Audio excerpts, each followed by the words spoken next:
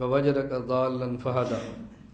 ہماری بعض تفاسیر میں یہاں ترجمہ کیا ہے گمراہ، ووجدک ضالا فہدی، آپ کو ہم نے گمراہ پایا اور آپ کو راستہ دکھایا۔ تو اس پر اہل بدعت اعتراض کرتے ہیں کہ دیوبند کے بعض علماء نے گمراہ ترجمہ کیا اور یہ نبی کی شان کے لائق نہیں ہے۔ پیغمبر تو معصوم ہوتا ہے اور گمراہ آدمی تو فاسق ہوتا ہے۔ نبی تو بلوغ سے پہلے بھی معصوم، بلوغ کے بعد بھی معصوم، اعلان نبوت سے پہلے بھی معصوم، اعلان نبوت کے بعد بھی معصوم، اور گمراہ معصوم کو نہیں کہتے، گمراہ تو فاسق کو کہتے ہیں۔ تو دیکھو دیوبند نے رسول اللہ صلی اللہ علیہ وسلم کی توہین کی ہے اور اہل دیوبند گستاخ رسول ہیں کہ نے نبی کو گمراہ کہا۔ ہم نے کہا یہ اعتراض وہ کرتے ہیں جو گمراہ کا معنی نہیں سمجھتے۔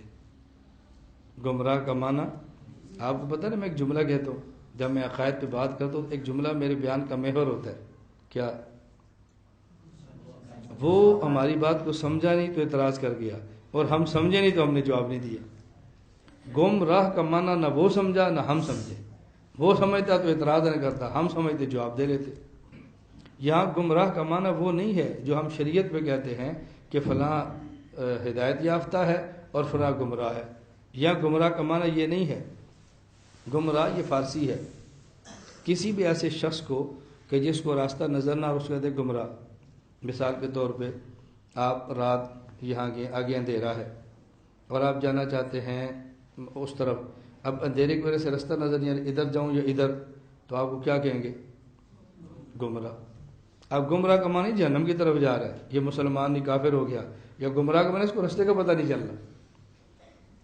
تو ان کو دھوکہ یہ لگا کہ انہیں سمجھا گمراہ کا معنی ہوتا ہے فاسق، سمجھ آئی؟ کافر، مشرک، تو دیکھو نبی کی توہین کر دی ہے۔ تو گمراہ کا میں نے ترجمہ کیا کیا، سمجھایا، ووجدک ضالا فہدی۔ رسول اکرم صلی اللہ علیہ وسلم کئی دن، ہفتہ کئی دن راشن لیتے اور غار حرا میں چلے جاتے۔ اب غار میں رہتے، خلوت میں عبادت کرتے۔ غار حرا اللہ آپ سب کو لے جائے، اللہ دیکھنے کی توفیق عطا فرمائے۔ ایسے بالکل پہاڑی کے اوپر جیسے غار حرا ہے، اور غار حرا ایسی اونچی جگہ پر ہے کہ وہاں سے دیکھے تو سامنے نظر بیت اللہ پہ پڑتی ہے۔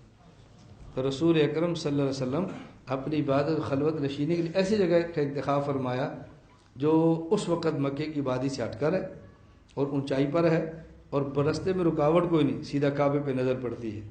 تو اب ایک ہفتہ وہاں رہتے اور خلوت میں جا کے آپ عبادت فرماتے۔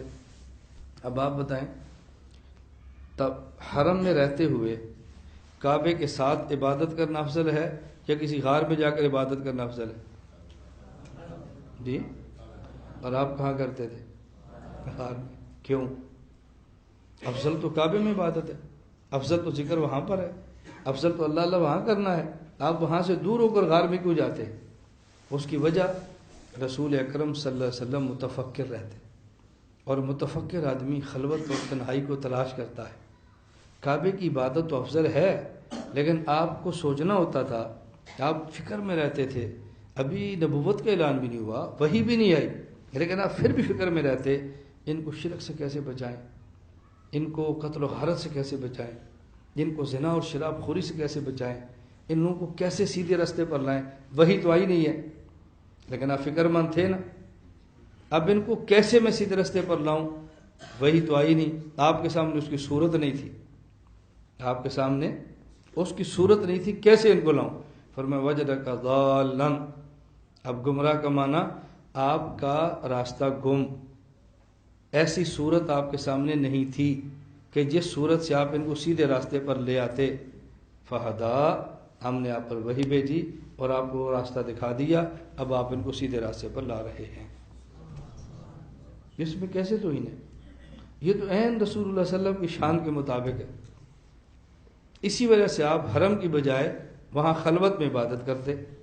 اب افضل، توجہ رکھنا، میں ایک نقطہ پیش کرنے لگا ہوں، افضل عبادت تو حرم کی ہے، افضل عبادت تو مسجد کی ہے، لیکن کیوں رسول اکرم صلی اللہ علیہ وسلم کو خلوت جس فکر کے لیے مطلوب تھی، وہ فکر اور خلوت کا جمع ہونا حرم میں بظاہر ممکن نہیں تھا یا بہت مشکل تھا، اس لیے آپ نے خلوت کو اختیار کر لیا اس غور اور فکر کی وجہ سے۔ اور یہ بات یاد رکھنا فکر کرنا بس اوقات عملی عبادت سے بہت آگے نکل جاتا ہے، بہت آگے۔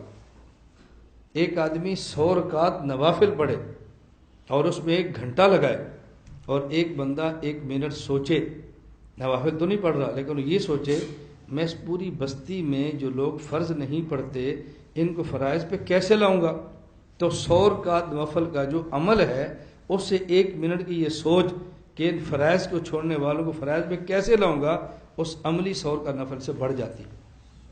تو رسول اللہ صلی اللہ علیہ وسلم وہاں خلوت میں جا کے غور بھی کرتے، سوچتے بھی تھے اور عبادت بھی فرماتے تھے۔ اس لیے آپ کا وہاں غور و فکر کے ساتھ عبادت کرنا ہمارا عقیدہ ہے کہ آپ کے لیے حرم کی عبادت سے بھی آگے نکل جاتا ہوگا۔ اس پر ایک آپ کو مسئلہ اچھی طرح یاد رکھنا، رسول اکرم صلی اللہ علیہ وسلم وطر کی نماز کے بعد 2 رکعت نفل پڑھتے تھے، وطر کے بعد، اور بیٹھ کے پڑھتے تھے، کھڑے ہو کے نہیں۔ میں نے خود بچپن میں وطر کے بعد ہمیشہ 2 نفل بیٹھ کے پڑھے۔ ہم نے اپنے گاؤں کے بزرگوں کو ہمیشہ وطر کے بعد 2 کا نفل بیٹھ کے پڑھتے تھے، ہمیشہ۔ شاید آپ نے بھی دیکھا ہوگا، ہمارے علاقے میں جتنے پرانے بزرگ ہیں وہ وطر کے بعد 2 نفل بیٹھ کے پڑھتے ہیں۔ اب وہ 2 نفل بیٹھ کے کیوں پڑھتے ہیں کہ رسول اللہ صلی اللہ علیہ وسلم نے وطر کے بعد 2 نفل بیٹھ کے پڑھے ہیں۔ رسول اللہ صلی اللہ علیہ وسلم کا وطر کے بعد 2 کا نفل بیٹھ کے پڑھنا، اس کی وجہ کیا ہے؟